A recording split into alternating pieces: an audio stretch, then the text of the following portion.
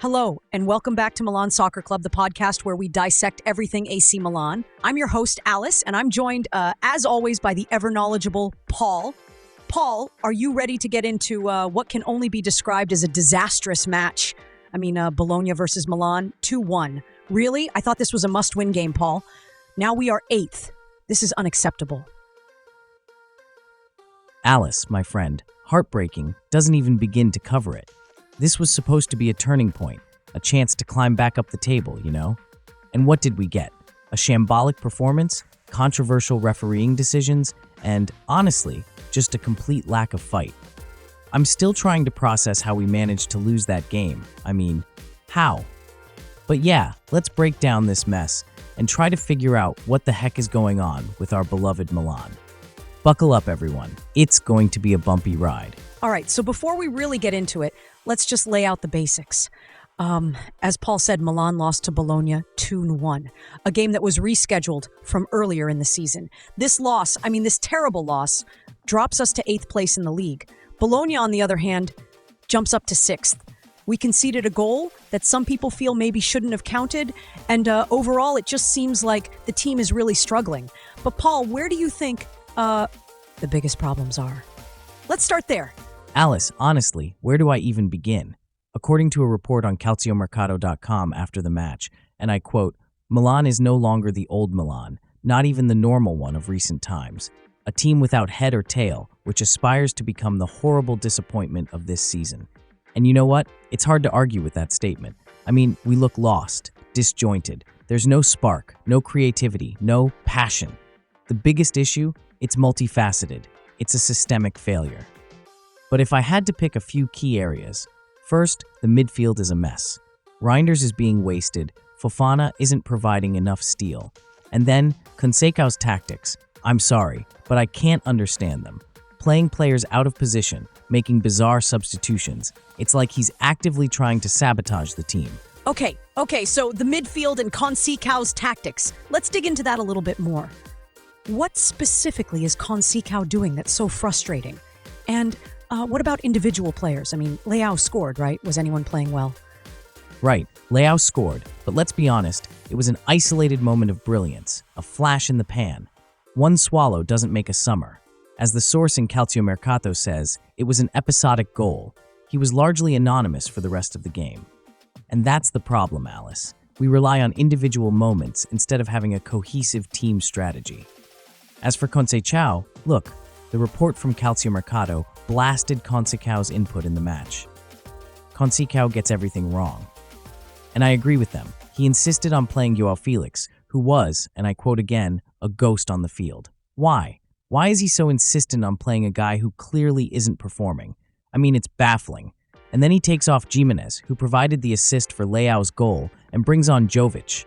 Jovic hasn't been relevant for months. It makes absolutely no sense. Okay. Yeah, that's pretty damning. So it's not just the players, it's the management too. What about the controversial calls? I read something about a handball and a bad throw-in.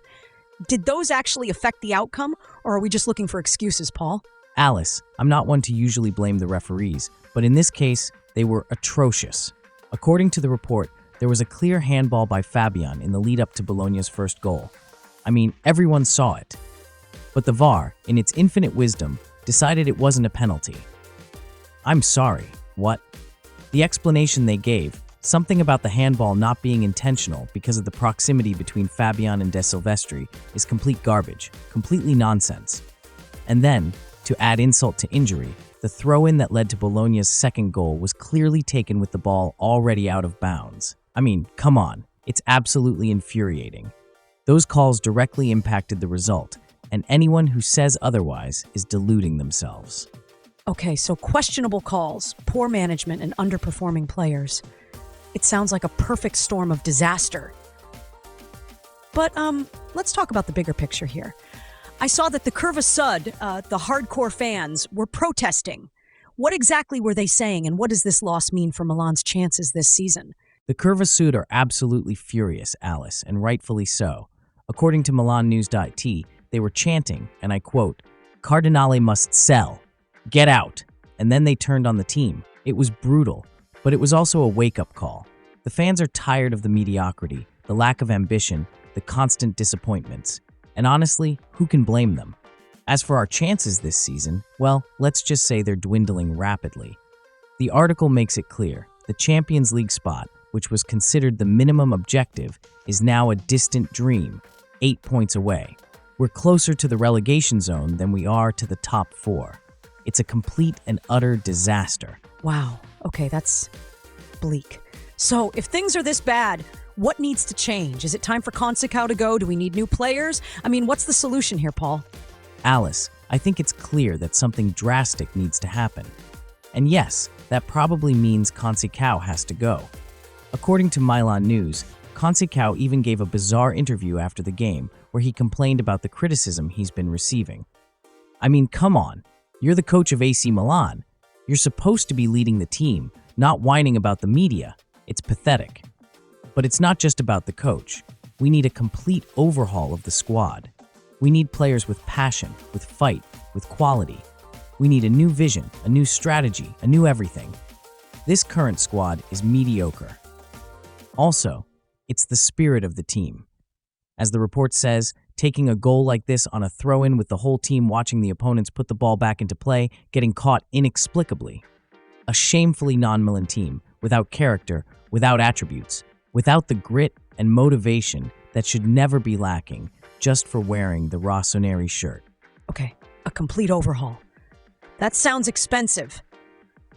But I guess if we want to get back to being a top team, we have to invest. Is there anything positive we can take away from this game, Paul? Anything at all? Honestly, Alice, it's hard to find any positives.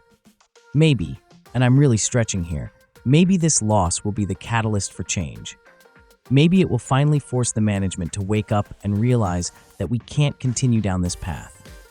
But as the source says, and I sadly agree, this team is a reflection of a non-existent company, a team that is not a great team, just as this company is not a great company. Mediocre players without balls who follow mediocre managers without ideas, who hire mediocre coaches without ideas. It would be great if this defeat will be a big wake-up call. A wake-up call. Let's hope so, Paul. Let's really hope so. Well, that's all the time we have for today. Thanks for trying to make sense of this mess with me, Paul. Anytime, Alice. It's never fun dissecting a loss like that. But, we have to face the reality. And the reality is, Milan needs a serious intervention. But hey, tomorrow we'll have the Data Room episode with all the data analysis for the match.